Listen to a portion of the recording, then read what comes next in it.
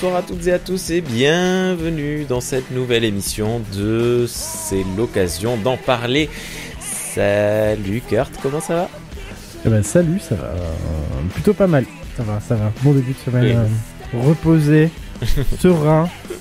J'ai une bière en plus dans les mains donc tout va bien. Serein.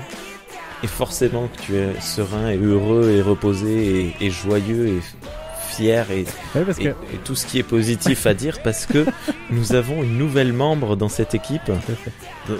Notre duo devient un trouble. Salut Isa, ça va ? Et oui, à la dernière émission, on disait tu reviens quand tu veux, patati. Et en fait, ça a viré en écoute, si tu veux rejoindre l'équipe, ça serait avec grand plaisir. Et tu as accepté. Et donc, je pense que Kurt est aussi heureux que moi de te savoir avec nous maintenant. Écoute, j'avais un tel appel du pied que je pouvais pas résister. Ouais. J'avoue, on a débarqué à deux dans tes DM. C'était rigolo. Ouais. Ah, c'est bien le podcast. Oui. Donc voilà. L'occasion d'en parler. Tout le monde. On est à 3 émissions. Donc, en fait, au final, d'ailleurs, c'est un peu comme si t'avais toujours été là. T'étais pas là pour la première, quoi. C'est tout. Ouais, de ouf. Quand on aurait fait 1000 émissions. Je vous ai laissé faire le brouillon. Oui, voilà, le brouillon. Donc, c'est l'occasion d'en parler. Podcast de chez Galaxy Pop. Galaxy Pop. Qui vous parle d'achats, d'occasions, de diverses œuvres sur lesquelles on va faire des courtes reviews et c'est l'occasion de raconter quelques petites histoires rigolotes. Et d'ailleurs, en parlant de quelques petites histoires rigolotes, on vous a demandé, vous qui nous écoutez, sur Twitter, parce qu'on a hâte maintenant, parce que du coup, Isa, quand elle rejoint une équipe, elle déconne pas. Les MP, les messages qui ont suivi après son officialisation, elle a dit « Bon, ok, je joins, mais on fait un Twitter ». On fait une régularité plus truc, on fait un rythme on plus ouvre machin. Un Utip. Punaise. Je veux pour nous un statut d'auto-entrepreneur. On va créer un Sirette. On va racheter Galaxy Pop. Galaxy Pop. et voilà. Et bientôt on fera un Twitch dans une piscine tous les trois à montrer des trucs. On va s'écrire des noms de livres sur le front. Voilà. Jack Vance. C'est pas un livre, Jack Vance. Ça commence très bien cette émission. C'est horrible comme image. Pardon, j'ai plein de blagues qui me viennent avec Philippe Cadic écrit sur la joue. Enfin bon, bref. Mais du coup, est-ce que on va se faire virer par Winnie. Isa, est-ce que tu as sous les yeux le Twitter justement pour nous raconter les quelques anecdotes qu'on a reçues parce que je ne l'ai pas. Ah. Oui, je l'ai sous les yeux. Donc on a notre plus grand fan Arthur Froment. Ouais. Qui a parlé Arthur. d'achat de CD d'occasion. Et donc il pensait acheter du rock prog. Et il s'est retrouvé avec un CD best-of de Bernard Ménez et le single de Jean-Marie Bigard. Oh, putain, c'est dur ça. Ultra rayé au passage. Il précise bien que en plus le CD était très rayé. J'imagine que la surprise devait être à la hauteur de la découverte. C'est le proprio précédent qui a essayé de manger son CD quand il s'est aperçu qu'il avait acheté du Bigard, je pense. Peut-être. Mais tu vas... Enfin, je me demande... Moi, ça m'est pas arrivé. Ça vous est déjà arrivé, ça ? Une erreur dans la... Ouais. Avec les DVD, notamment en brocante, ça arrive super souvent. Ah ouais ? Ouais. Moi, j'achète plutôt des bouquins, donc c'est rare que j'ai la couverture et le bouquin qui ne correspond pas. Ce qui serait très on sait jamais. Ah, mais putain, c'est Twilight.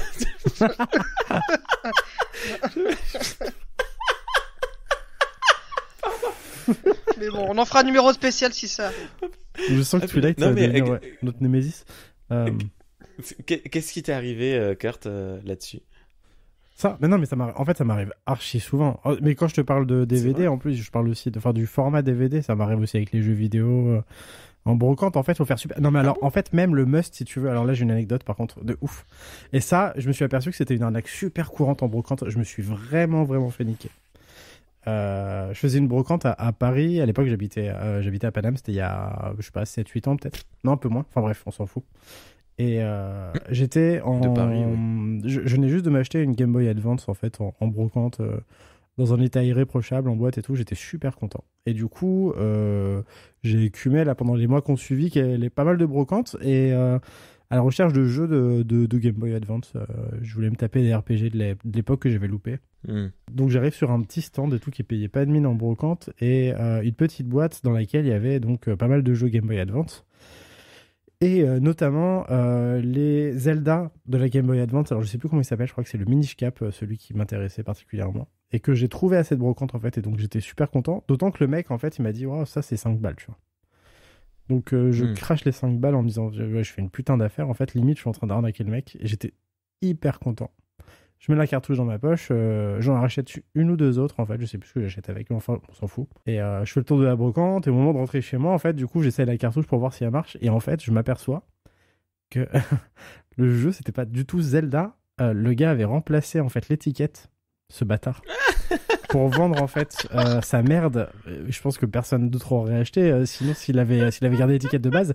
Et en fait donc moi je m'apprête à jouer à Zelda, à vivre genre une grande aventure et je me retrouve devant le jeu Catwoman sur Oh mince. sur Game Boy Advance. Ah ça c'est dur. Et en fait je me suis fait mais tellement niquer, je suis rentré dans un état de rage folle pour m'être fait avoir à ce point. Et du coup, le pire, tu vois, donc moi je vis ça, déjà ça me blesse un peu, tu vois, dans mon estime. Du coup, maintenant, à chaque brocante, tu amènes ta Game Boy Advance. Bah alors déjà, ouais, en fait c'est un conseil qu'on m'a donné parce que bon, d'une part, ouais, effectivement, j'ai perdu toute estime de moi. Mais en plus de ça, donc j'en parle sur un groupe d'entraide, à l'époque j'étais sur Facebook. Et tu sais, il y a des sites qui parlent d'occasion, de brocante et tout. Ouais. Et j'en parle, tu vois, en disant je vais apporter un témoignage, c'est important, faut que j'en parle, les gens faut pas qu'ils se fassent niquer. Et en fait, tout le monde connaissait le truc et tout le monde s'est foutu de ma gueule. Des inconnus, hein. Des mecs que je connaissais pas. C'est-à-dire que mon message est resté épinglé à la page, je sais plus, c'était une page en plus où il y avait 10 000 personnes, genre pendant 2 semaines, et les gens ils se pointaient dans les commentaires en disant ah le bouffon, il s'est fait. Et ça a duré 2 semaines et demie. C'est un vrai bisutage ça. Ah non, mais... Oh, c'est moche. C'est moche.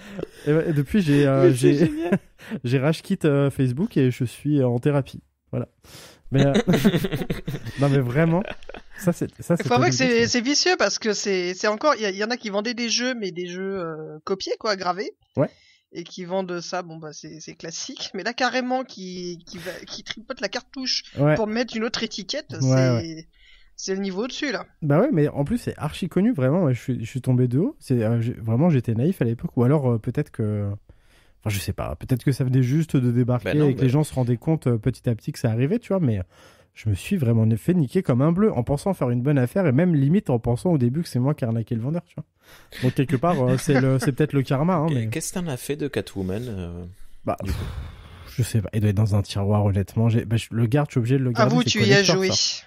Alors, j'ai saigné Catwoman pendant de nombreuses heures aux toilettes. Mais... non, mais vous imaginez pas la déception. Hein. Bon, ça fait un peu pourri, enfant gâté, là. Bah, mais non, c'est quand même une sacrée déception. Moi, ça m'est jamais arrivé. Non. C'est marrant, ça. Enfin, c'est quand même vachement malhonnête. C'est incroyable. Les gens sont méchants. Ouais, mais bon. Pour 5 euros, quoi. En fait, je pense que c'est ça. Il savait qu'il allait pas les vendre à ce tarif, tu vois, parce que c'était en fait, en gros, maintenant sur le marché de l'occasion et notamment en brocante, tu sais, il y a vraiment plus que les fonds de tiroir, genre les FIFA, les jeux dont personne veut, tu vois. Et le gars, en fait, s'il veut vendre ses jeux, il est obligé de tricher un peu, donc. Bah voilà, je me suis fait avoir. Bah, je te dis 5 euros, ça se trouve, c'était 10 balles et j'étais déjà content de lâcher que 10 balles parce que le jeu, il était déjà coté à 30 ou à 40 euros en loose, tu vois. Mais il m'a bien niqué, j'ai marché comme un bleu. Je pense qu'en plus, vraiment, j'aurais dû avoir un soupçon ou un truc, mais je sais pas, j'étais vraiment disposé à me faire pigeonner, quoi. J'étais de bonne humeur, j'avais un peu d'argent, je voulais...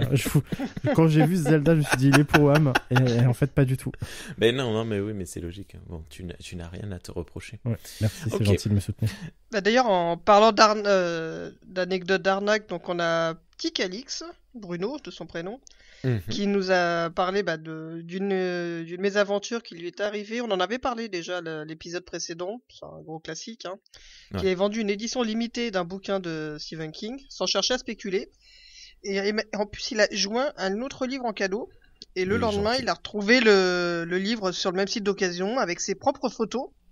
et avec un prix gonflé. Ah, les bâtards. Le type s'est même pas pris la tête à prendre Oui, c'est ça, il a pris carrément les mêmes photos et...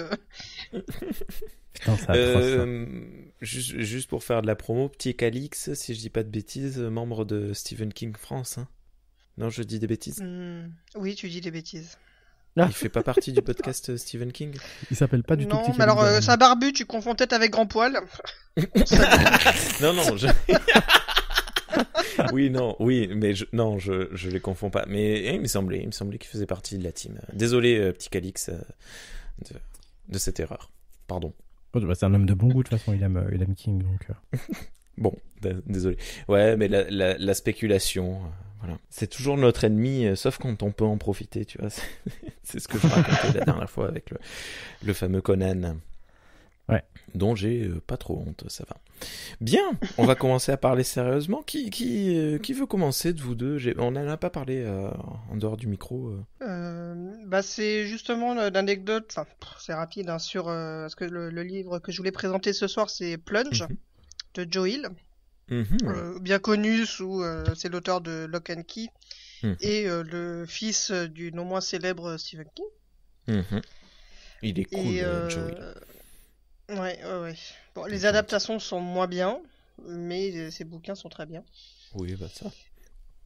Voilà, c'est classique. Et en même temps, une adaptation Netflix. Voilà. Il y a eu une saison 2, j'ai tenu le premier épisode. Oui. Tu parles de Lock and Key? Ouais.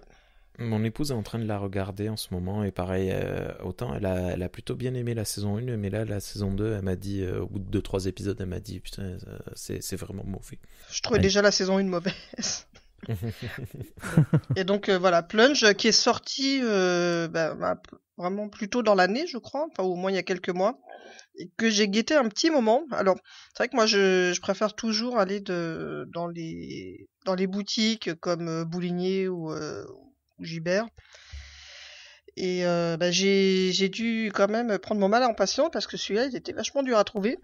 Je le cherchais à chaque fois, il était toujours neuf, mais alors jamais en occasion. Donc visiblement, il est très... Enfin voilà, il y a des livres, voilà, il est très demandé, ça fait partie des bouquins que t'as du mal à trouver parce que les gens le gardent. Donc je regardais un peu par hasard parce que j'étais un peu en galère à ce moment-là, je me dis bon j'ai du temps à perdre, je vais à Gibert Joseph et hop, je le trouve. Alors bon, c'est 12 € au lieu de 16, ce qui est pas non plus foufou, mais il est en super état et en même temps les comics c'est vachement dur. Tu tombes vraiment sur des bonnes occasions. En tout cas, c'est beaucoup plus dur que les romans. Parce que les romans, même des grandes éditions, des grands formats, on trouve ça à 1 €, 2 €. Les comics, c'est un autre budget. Ouais. Donc voilà, donc j'étais assez contente de le trouver parce qu'en plus je savais qu'il y avait des références assez marquées à Lovecraft. D'ailleurs, on voit de toute façon sur la couverture, on voit en impression, je trouve que la couverture est superbe. Genre de tentacule, donc forcément on pense à Cthulhu. Voilà. Alors bon, je connais peu Joe Hill au final, parce que à part Lock and Key, je connais pas, mais déjà le premier tome de Lock and Key s'appelle Bienvenue à Lovecraft, quoi. C'était une référence directe. Il est... Ah oui, carrément. De toute façon, lui, il y revient souvent. Le père un peu moins ou de manière plus discrète, mais oui, on sent vraiment que Joe Hill est pas mal influencé par Lovecraft. Avec les petites références d'ailleurs dans le tome 1, mais je l'ai pas sous les yeux, il avait aussi fait une petite référence à son père. Enfin, il a mis des petits easter eggs pour des tomes. Donc voilà, donc j'étais assez contente de le trouver. Alors on va dire le seul truc qui m'a déçu dans le bouquin, parce que j'ai beaucoup aimé, mais en fait on m'a déjà demandé, toi qui adores les trucs d'horreur, les films de genre, en fait c'est quoi vraiment le truc qui va vraiment te faire peur ou te dégoûter. Et en fait moi c'est plutôt tout ce qui est bestiole. Mais genre le truc qui grouille, tu vois, les vers, les chenilles et tout. Voilà, je suis pas une âme sensible, alors j'avoue, dès que ça tombe là-dessus, j'ai du mal. Et pas de bol, c'est plein de chenilles dégueulasses. Donc, bon. Du coup, ouais, celui-là, j'ai 2-3 petits frissons quand même, hein, je dois bien l'admettre. J'ai eu pas mal de gens qui m'ont dit qu'ils avaient été un peu déçus. Parce que, en comparant pas mal aux comics précédents, c'est Basket Full of Heads, où il y a une histoire un peu tarée, où une nana elle collectionne des têtes. Qui, en fait, quand elles sont coupées par une épée qui est magique, en fait, les têtes, elles restent vivantes. Et elle met ça dans son panier. Voilà, c'est tout à fait mignon. J'avais dit que j'étais la caution douceur du podcast. Ouais, bon, on voit ça. Hein. Donc voilà. Enfin, en tout cas, moi, je trouvais que le dessin était vraiment superbe et je me suis régalé.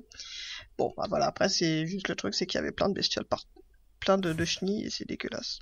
Mais j'étais vachement content de l'avoir trouvé. Je l'ai avalé enfin, je l'ai lu en 1 heure. Ah oui, ça se lit très vite par Et contre. voilà, il a rejoint ma bibliothèque. Bah, en même temps, j'étais assez...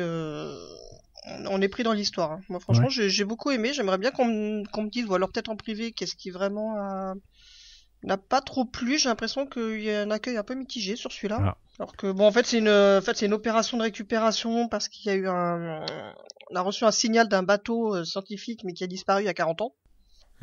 Donc il y a une opération récupération, mais comme c'est dans des eaux russes, on essaie de faire ça discrètement, donc forcément c'est une équipe un peu, voilà, pas de tête brûlée quoi, mais bon, voilà, c'est un peu comme des chasseurs de primes, et ils se rendent compte que l'équipage a survécu, mais que ils ont ramené 2-3 petits trucs des profondeurs quoi.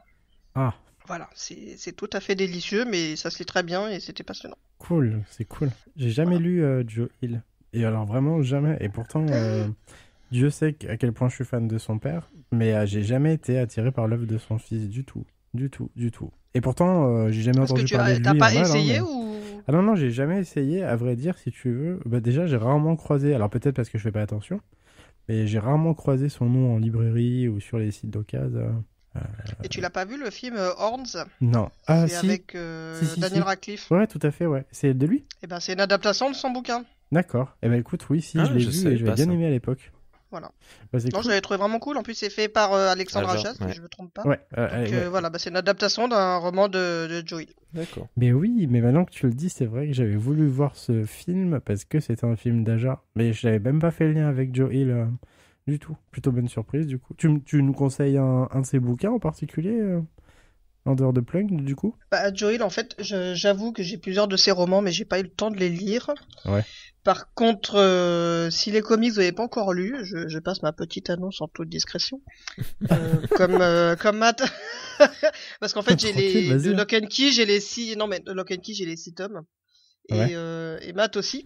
Et comme lui, la collection a sorti, il est possible que du coup je les vende des 6 tomes. Donc même si l'un de vous ça vous intéresse. Ouais, et c'est vraiment, enfin, moi j'ai un vrai coup de cœur. J'ai vraiment eu un vrai coup de cœur l'an dernier là-dessus. C'est vraiment chouette. Jusqu'à me faire un tatouage d'une des clés. Ouais. D'accord. Non, c'est vraiment Lock and Key. C'est j'ai lu quelques comics, hein, mais Lock and Key m'a vraiment énormément plu. Et c'est des comics que j'ai lus. C'est le seul qui m'a vraiment foutu la trouille.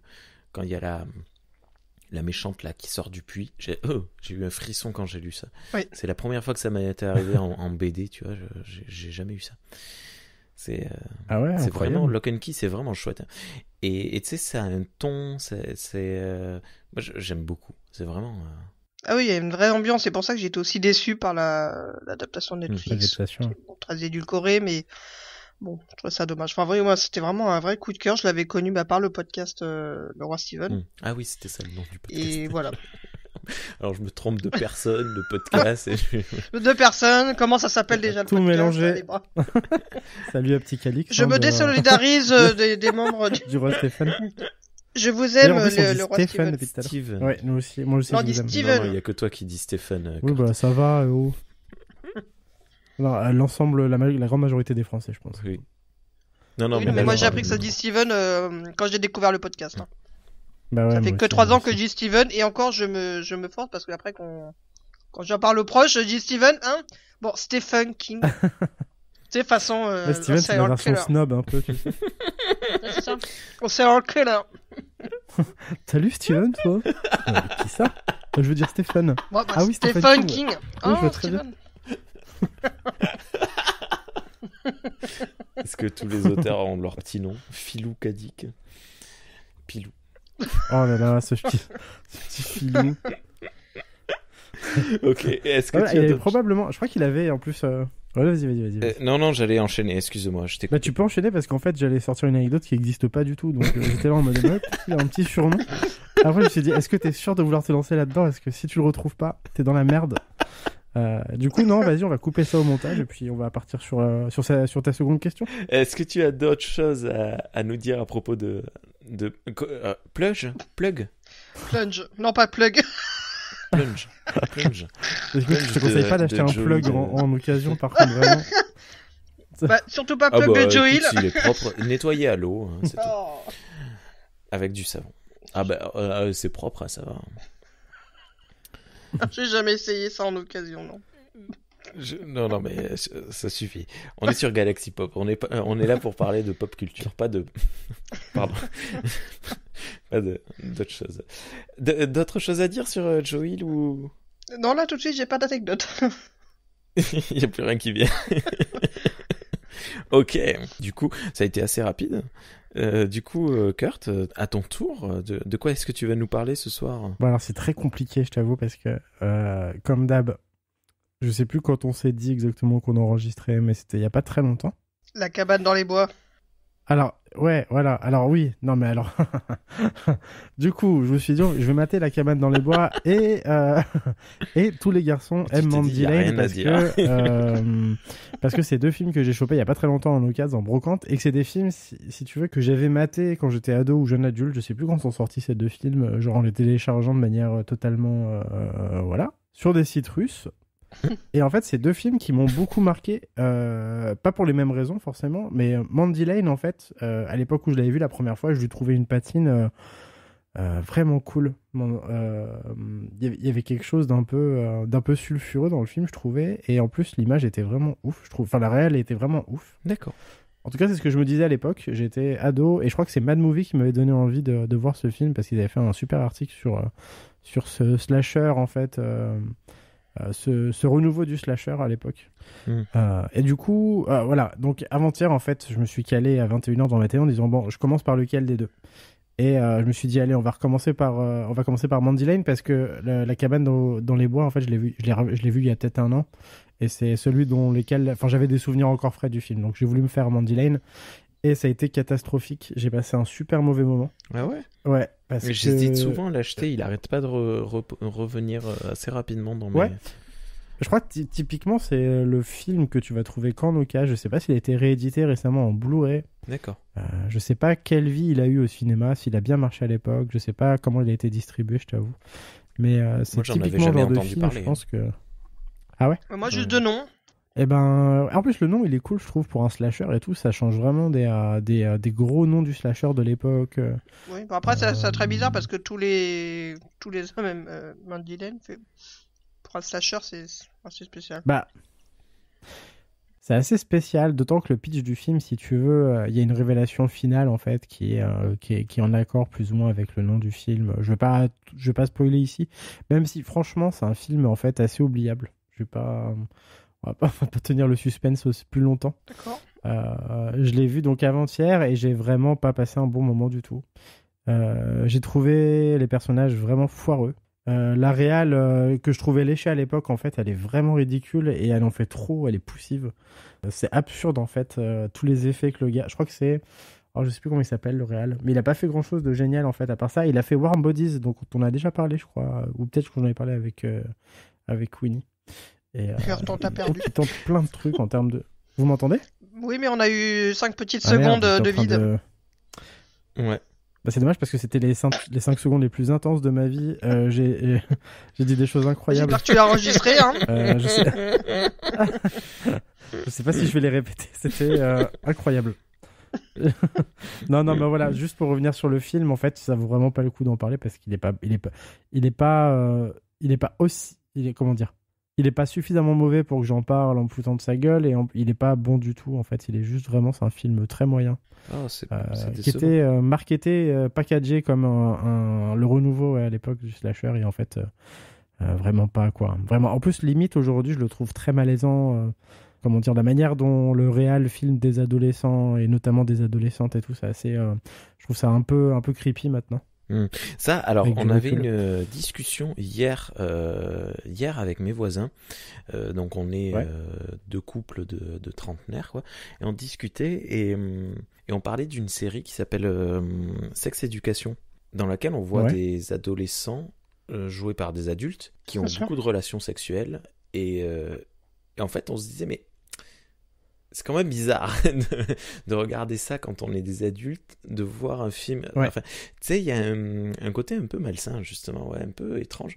Mais bon, moi j'ai vite esquivé la question en disant, en fait, c'est simplement que c'est pas nous le public, c'est pas, on n'est pas le public je pense visé. pas. Hein, c'est comme lorsque j'étais adolescent, je regardais des séries pour adolescents qui s'appelaient, je sais pas. Skins ou Art les cœurs à vif, tu peux nous le dire. Dawson avec des adolescents joués par des adultes. Non, mais voilà, des trucs. Oui, c'était déjà joué par des adultes, réalisé évidemment par des adultes, mais c'est à public adolescent. Et donc je me dis, tu vois, c'est ouais. Bon, bref, voilà. Bah non, mais c'est intéressant ce que tu dis parce que moi vraiment.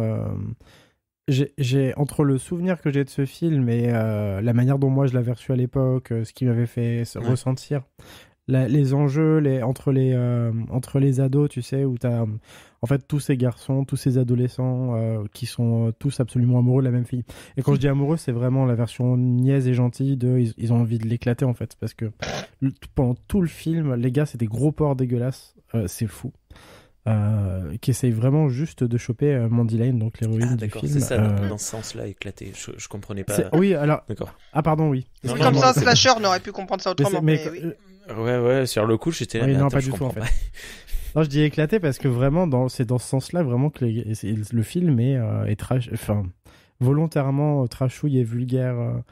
Je sais, il y a quelque chose de très gênant. En tout cas, en tant qu'adulte, si tu veux, je me suis senti un peu en décalage par rapport à tous les enjeux du film, parce que autant quand j'étais ado, effectivement, j'ai pu éprouver ou vivre ce genre de, tu sais, comment dire, de relation où t'es entre mecs.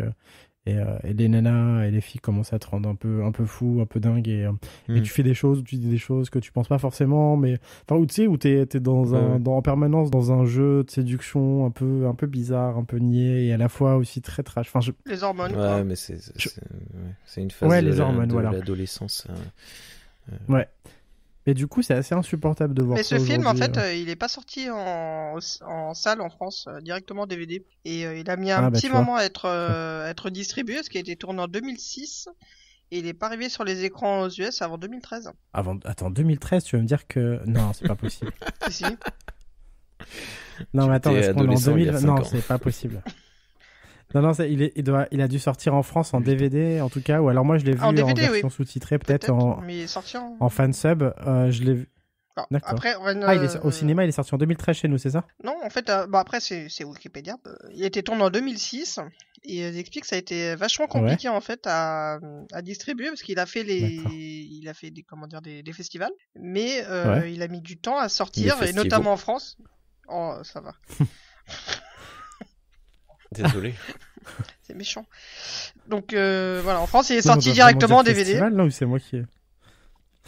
Non, bah écoute, oui. Moi, je sais que je l'avais vu, en tout cas, à l'époque, je l'avais vu en version piratée. Je l'avais téléchargé en torrent, ou je sais plus quelle connerie de l'époque. Et bon, ça me semble quand même bien plus vieux. J'ai dû le voir bien avant 2013. J'ai dû le voir quelque part autour de 2006, 2007 peut-être, parce que...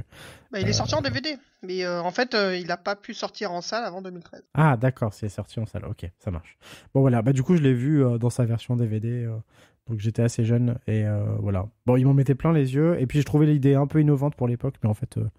Aujourd'hui, t'as eu tellement de slashers, et le film d'horreur a connu tellement de phases de vrai renouveau pour le coup, avec des films, des slashers incroyables qui sont sortis juste ces 3 ou 4 dernières années là, que il tient plus à distance en fait. C'est un film qui a vieilli prématurément, qui est arrivé pas forcément au bon moment, je pense, tu vois. Après, des fois, c'est peut-être un peu le risque enfin pas le risque. Enfin, c'est les aléas, on va dire, de l'occasion. C'est des fois, tu chines un peu, tu trouves, ah bah tiens, j'en ai un bon souvenir, je le prends.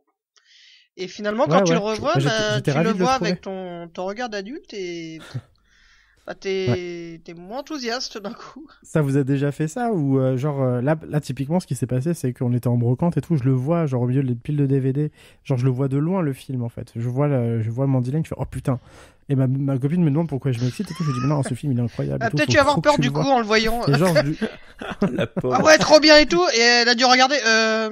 Et ça t'excite pourquoi exactement? Quand je lui ai montré les Goonies, j'avais dit ça à mon épouse, elle m'a dit mais c'est de la merde. Mais ouais. Faut jamais faire ça. Bon, alors pour les Goonies, je sais pas si elle a raison, tu vois, mais là pour le coup, hier quand on a fini le film, avant-hier, elle m'a dit mais c'est de la grosse merde ton film. Et bah ouais, c'était de la merde. Je pouvais pas lui dire mais non, c'est génial, tu vois, parce que vraiment même moi j'ai trouvé ça merdique. Donc là pour le coup c'était totale déception et en plus j'ai emmené ma copine dans cette histoire quoi, la pauvre.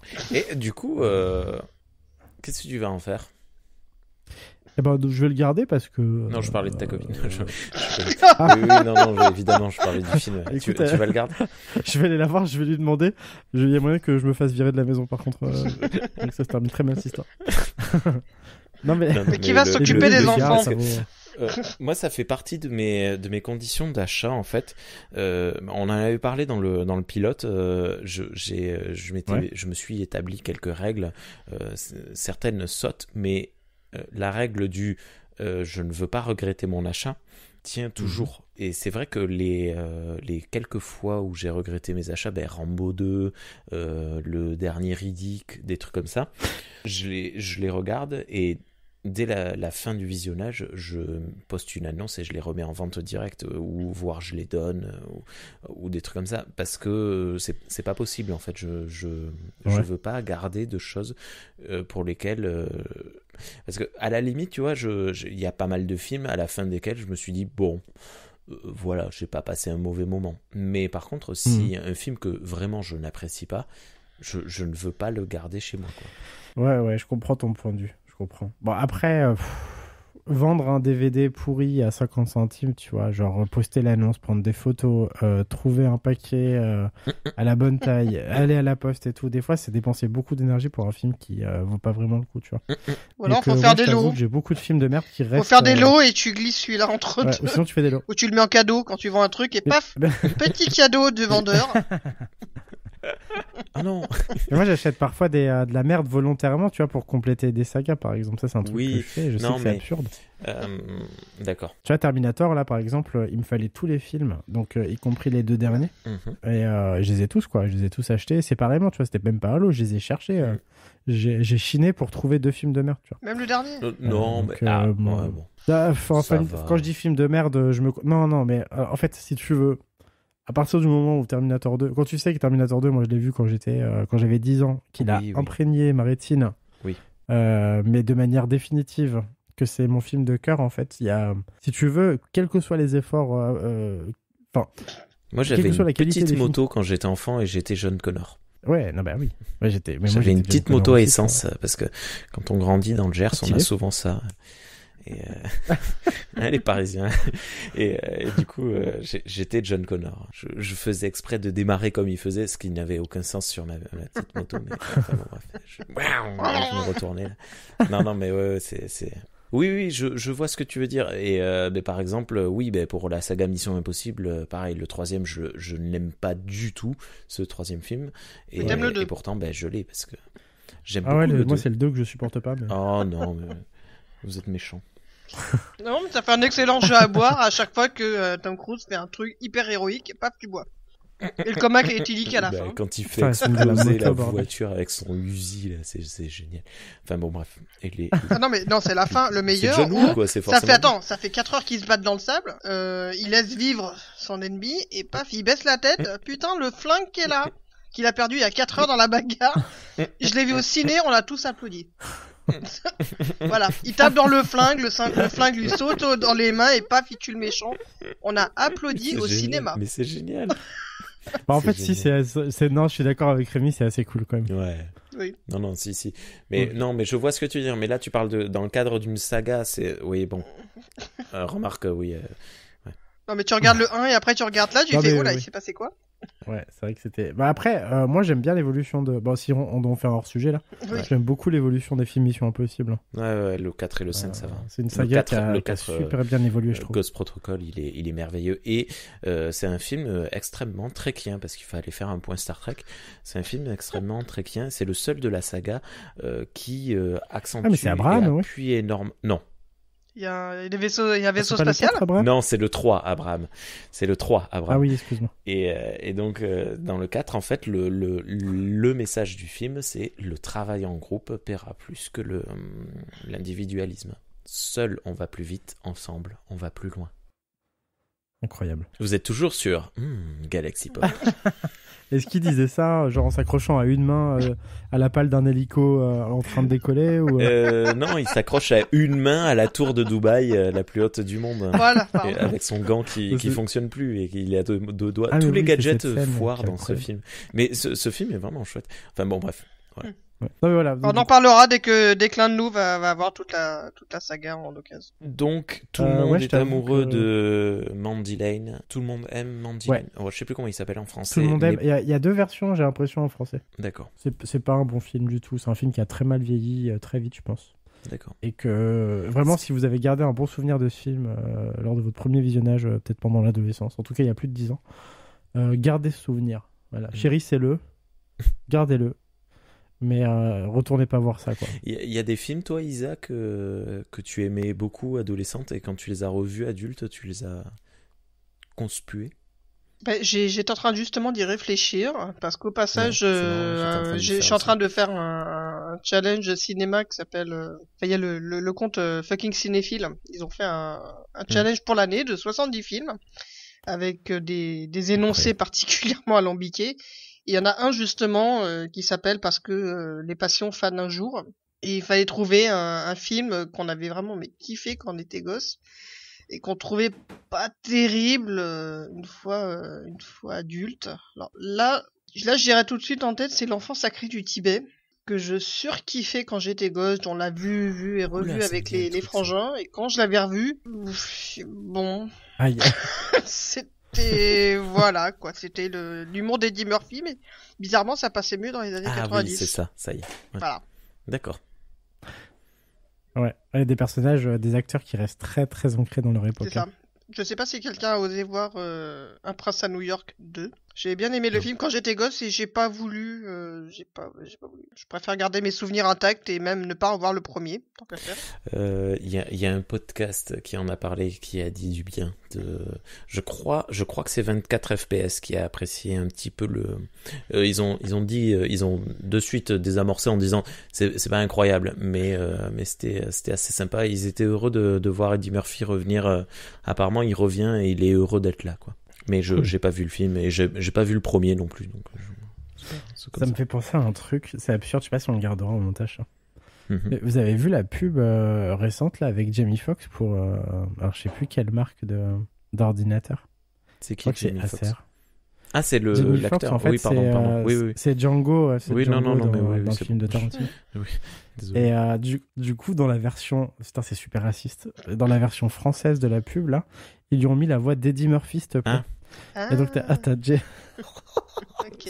t'as Jamie Foxx, genre qui parle avec la voix d'Eddie Murphy à sa fille, je sais plus, ils se font des blagues. Enfin, et genre quand j'ai vu cette pub, j'ai scotché pendant, mais genre vraiment 3 minutes, j'étais là regarder sur internet, sur YouTube pour voir si vraiment je me faisais pas des films. Ils lui ont foutu une voix, mais Ah oui, clicheton de ouf. La voix raciste Genre qui la- faisait ramène ton Ouais. cul ici tout de suite. Ouais, exactement, ils lui ont foutu la voix de l'âne dans Shrek, s'il te Oui, plaît. de toute façon, dans les films qu'ils faisaient, là, Oui, et bien pourris, Dr. pas Dolittle, Dr. ouais. Dolittle, voilà, ou la famille, là, Je le sais professeur Folding. Ouais, c'est ça, professeur peut-être, Folding. ouais. Corinne Marie, j'ai apporté de quoi équiper ton nouveau PC. Une rallonge, un adaptateur et un répéteur Wi-Fi. Mais papa, Eh oui, c'est moi l'as de la tech, tu vois. ça te parle Wi-Fi 6, écran tactile et autonomie longue durée? Parce que le mien, il a tout ça. Non, quoi, mais tu rigoles, bien sûr que ça me parle. Et puis d'abord, tout ça, c'était pour mon PC. Mhm. Oh, je voulais juste taquiner. Ok. Et ça a super bien marché. Découvrez tous les avantages des PC portables Intel Evo. Mais bref, voilà, du coup, gros accent raciste, genre maintenant, là, en 2021. C'est bizarre. Je suis passé à autre chose, mais j'ai trouvé ça ouf. Voilà, qu'on lui file la voix d'Eddie Murphy, tu vois. Il y a un mec en France, il a fait le casting de ça. En plus, le gars, il a une voix française, tu vois. Il a fait des films quand même, Jamie Foxx. Mhm. Et il lui colle la voix d'Eddie Murphy, quoi. Je me Mais suis il dit, coûte putain, trop le cher. bâtard. Et là, t'as pensé à l'âne de Shrek.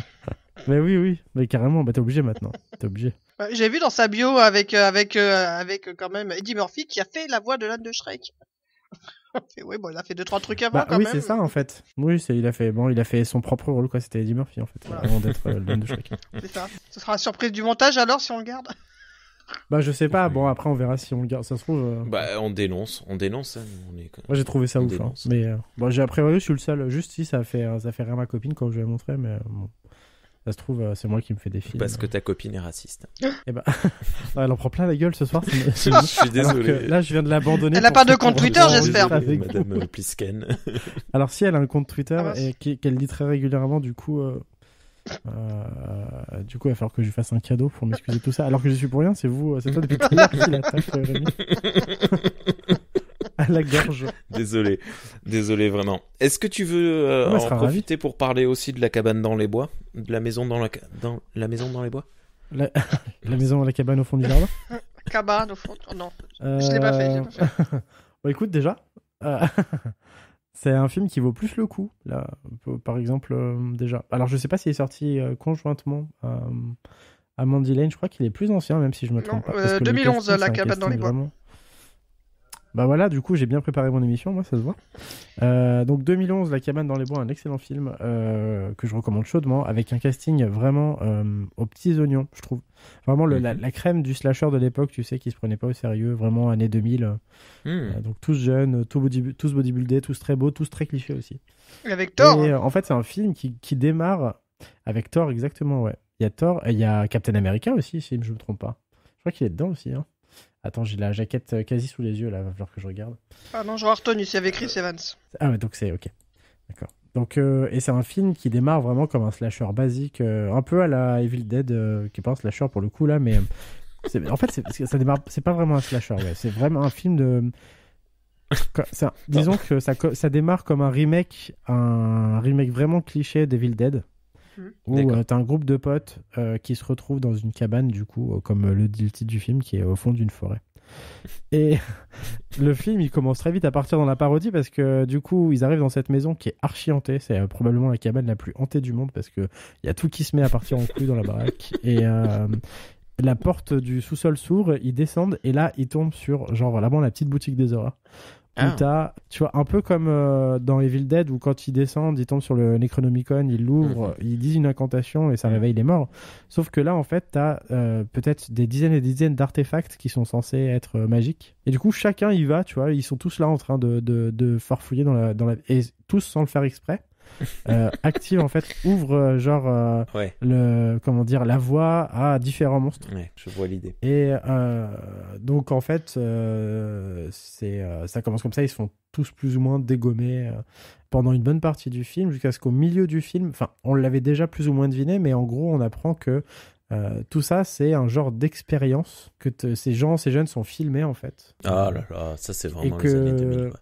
C'est pas vraiment une expérience, c'est plus même limite de l'ordre du rituel en fait. Tu vois, c'est en gros, imagine un rituel où on va sacrifier des jeunes adolescents ou des jeunes adultes, genre les sacrifices de l'époque en fait remis au goût du jour. Tu vois, genre avec des caméras là pour le coup, un truc un peu mécanisé, huilé. C'est devenu une industrie du sacrifice en fait.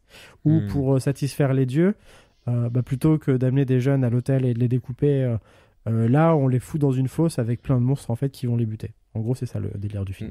D'accord. Du coup, bon, je sais pas si je vais aller beaucoup plus loin dans l'histoire parce que j'ai peur de spoiler, mais disons que. Alors, si je peux me permettre, t'as déjà bien spoilé le twist. Non, c'est ouais.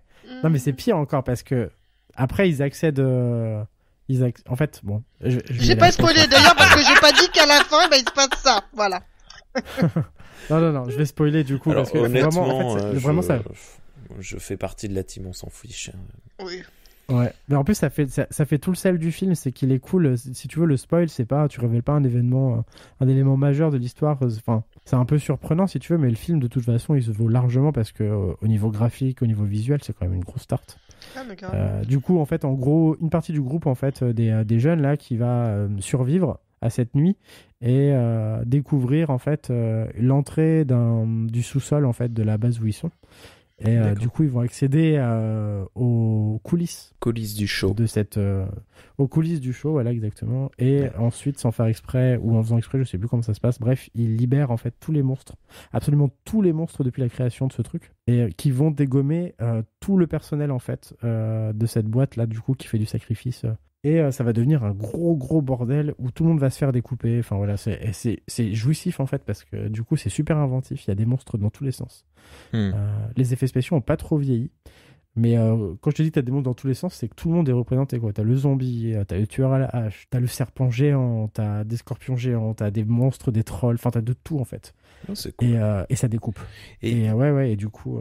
oui. Question bête, mais est-ce qu'il fait peur? Le début un peu peut-être, tu vois. Et encore, en fait, il est plus drôle que vraiment flippant. J'aime pas les films qui font peur, moi en fait. J'ai beaucoup de mal à regarder ça. J'avoue, moi perso, quand je l'ai vu, film, tu vois, je sais pas si tu vois le passage avec la bécane. Qu'est-ce que j'ai rigolé. Ça m'a fait hurler de rire. Oh là là. Parce que et puis c'est avec Chris Hemsworth, quoi, le héros, vous inquiétez pas, je vais vous sauver et tout. Il part avec la bécane, et boum, en plein milieu, il le fait exploser.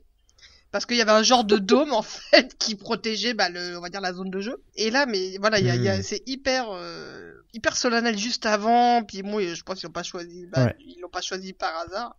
Et voilà, quoi, il fait un super saut en bécane et il se fait exploser en plein vol. Qu'est-ce que j'ai ri. C'est ça, c'est qu'en plus, il se mange un mur invisible et qu'il glisse le long du mur, tu vois. Totalement. Et ça m'a fait hurler de rire. Mais non, vraiment, c'est un très bon, c'est une très bonne parodie de film d'horreur. Vraiment cool, je trouve.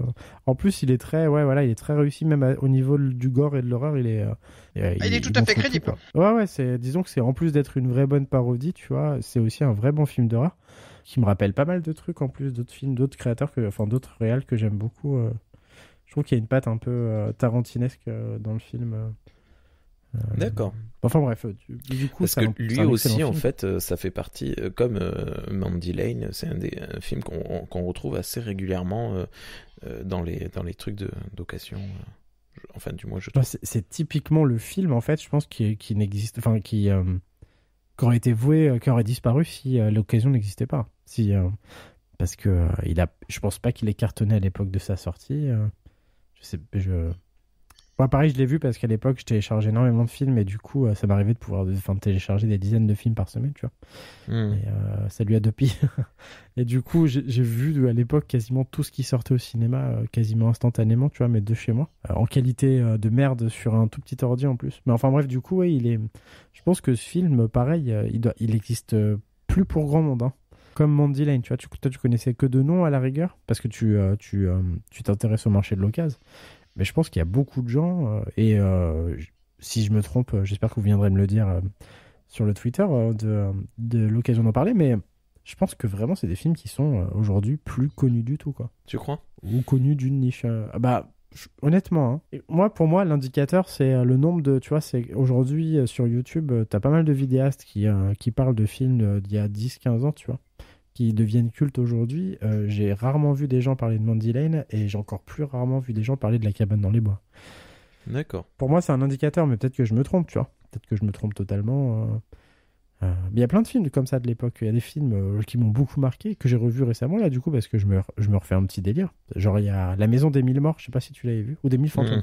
Non. Alors, après, c'est un film d'horreur, donc typiquement, c'est pas ta soit cam, 13 fantômes, soit La maison des 1000 morts. C'est La maison des 1000 morts, là. Ah non, c'est 13 fantômes, t'as raison. 13 c'est 13 fantômes. Ouais. C'est 13 fantômes, excuse-moi. Ouais. Oui, c'est pas cool, Le maison des 1000 morts de Rob Zombie. Ouais. Pareil, est-ce que ce film... Non, bon, après Rob Zombie, on aime ou on n'aime pas. Moi, je suis pas fan. J'aime beaucoup Rob Zombie, mais je trouve que c'est pas du tout... Bon, bref, on s'en fiche. Ouais. Alors, tu disais les 13 fantômes, c'était un chouette film. Je l'ai vu adolescent et je l'avais trouvé fun.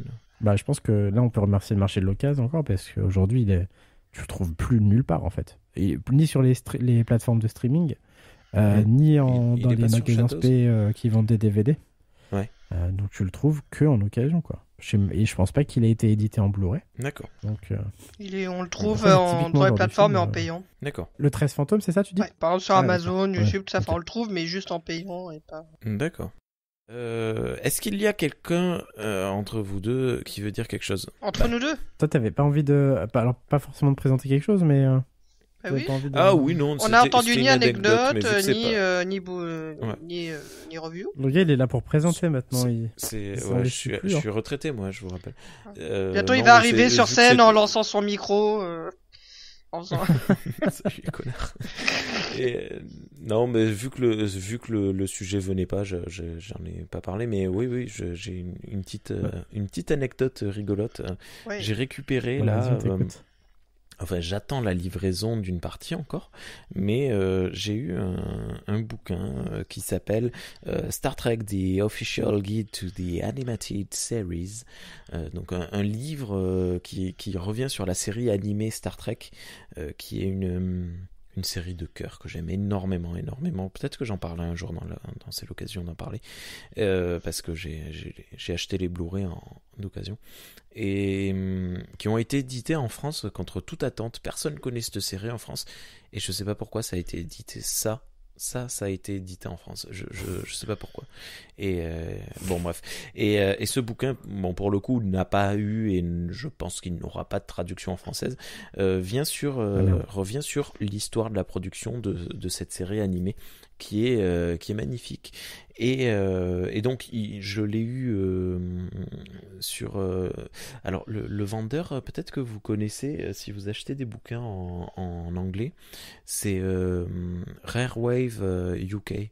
Ah oui, Vous l'avez peut-être oui. vu sur Rakuten. Ouais, carrément, ouais, je vais acheter un CD une fois. Ouais, mais parce que Rare Waves, en fait, autant trouver des livres en anglais en France, ça passe, mais les livres d'occasion, c'est moins facile. Et en fait, tous les livres que j'ai de la planète des singes et de Star Trek en anglais viennent de ce revendeur, en fait. Il a pas mal de stock.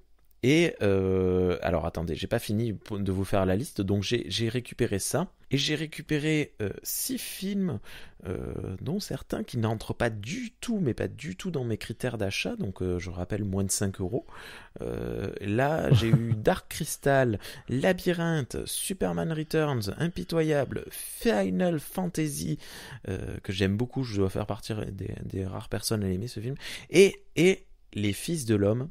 Eh bien tout ça, ces 6 films et ce livre, je les ai eus gratuitement. Eh ben ouais, gratuitement. What? Eh ouais, c'est incroyable. Grâce au système de fidélité de Rakuten.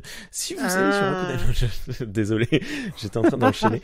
Non, mais grâce au système de fidélité Rakuten, en fait, on a acheté avec mon épouse un aspirateur robot qui a coûté énormément cher. Non, pas d'occasion, neuf, qui a coûté très très très très très cher, mais qui m'a rapporté t'as récupéré ton cashback, quoi. 71 € de bons cadeaux. Fichtre. Et en fait, une heure après les avoir crédités, ils étaient débités.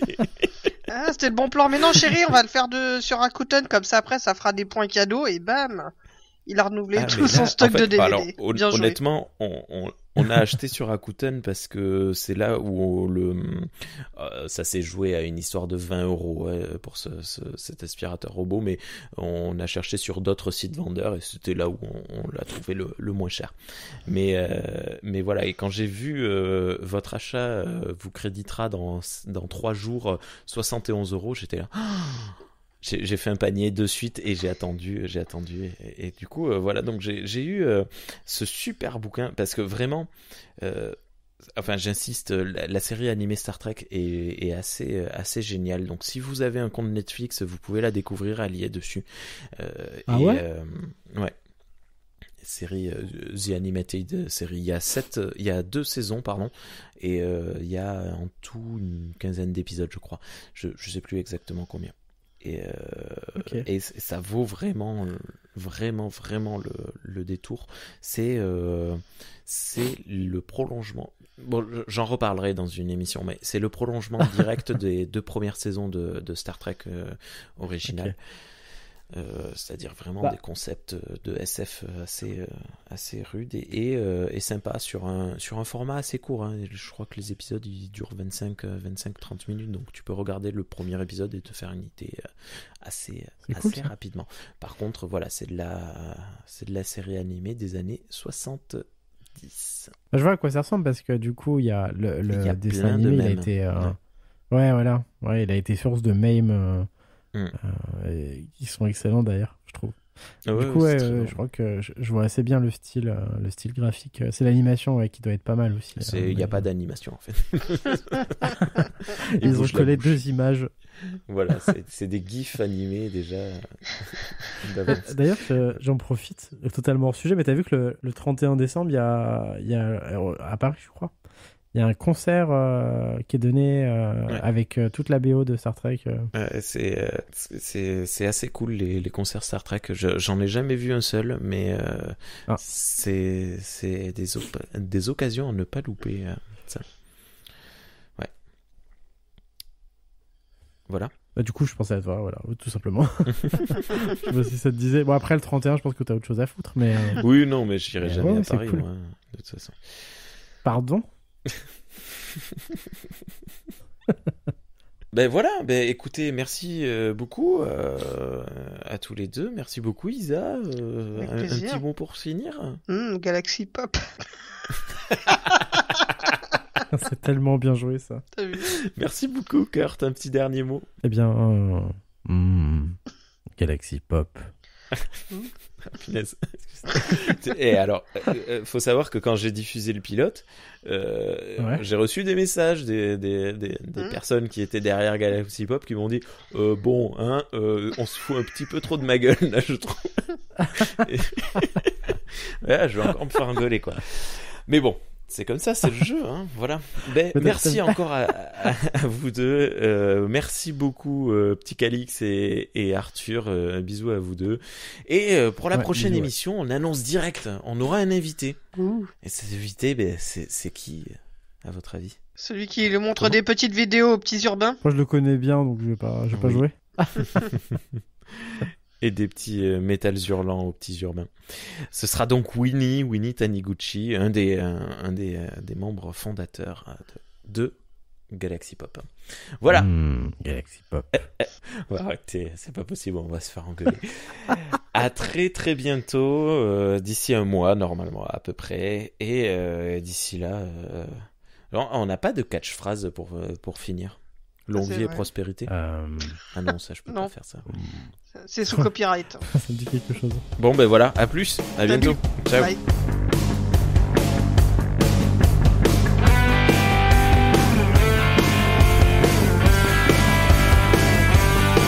Galaxy Pop. Galaxy Pop. Galaxy Pop. Galaxy Pop.